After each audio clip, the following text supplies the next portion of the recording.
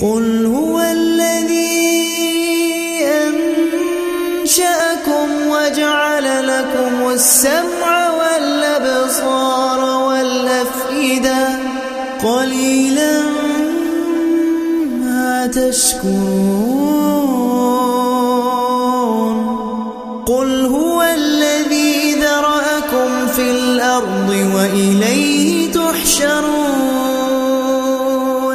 ويقولون متى هذا الوعد إن كنتم صادقين قل إنما العلم عند الله